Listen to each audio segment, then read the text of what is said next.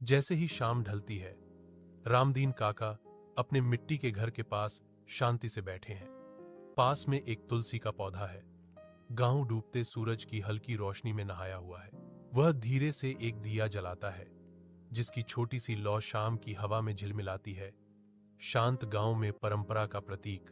मोहन पूछता है, काका, अब बिजली है तो यह दिया क्यों? काका जवाब देते हैं, बेटा, दिया सिर्फ रोशनी नहीं देता, यह उम्मीद भी देता है। एक भयंकर तूफान की आड़ में गांव पूरी तरह से अंधेरे में डूब जाता है, क्योंकि पेड़ उखड़ जाते हैं और बिजली के खंभे गिर जाते हैं। मोहन चिल्लाया। उसकी आवाज हवा के गुस्से के खिलाफ मुश्किल से सुनाई दे रही थी। काका, मेरी मां बीमार है, मैं रास्ता नहीं देख सकता। आशा की किरण रामदीन काका प्रकट होते हैं। उनकी आवाज एक आश्वासन भरी वादा है। आओ बेटे, मैं तुम्हें ले जाऊंगा।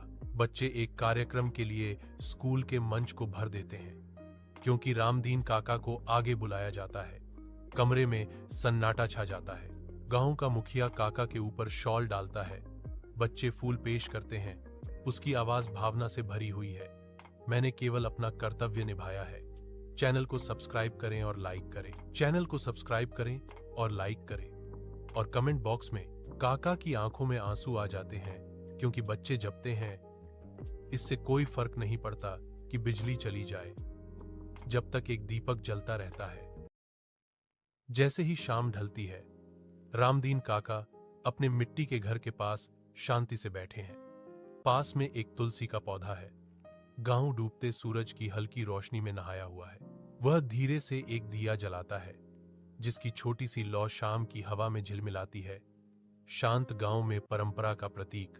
मोहन पूछता है, काका, अब बिजली है तो यह दिया क्यों? काका जवाब देते हैं, बेटा, दिया सिर्फ रोशनी नहीं देता, यह उम्मीद भी देता है। एक भयंकर तूफान की आड़ में गांव पूरी तरह से अंधेरे में डूब जाता है, क्योंकि पेड़ उखड़ जाते हैं और बिजली के खंभे गिर जाते हैं। मोहन चिल्लाया।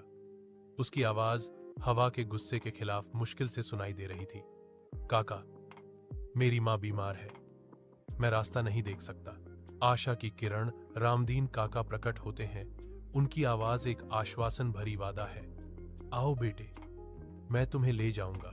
बच्चे एक कार्यक्रम के लिए स्कूल के मंच को भर देते हैं, क्योंकि रामदीन काका को आगे बुलाया जाता है। कमरे में सन्नाटा छा जाता है। गांव का मुखिया काका के ऊपर शॉल डालता है। बच्चे फूल पेश करते हैं। उसकी आवाज भावना से भरी हुई है। मैंने केवल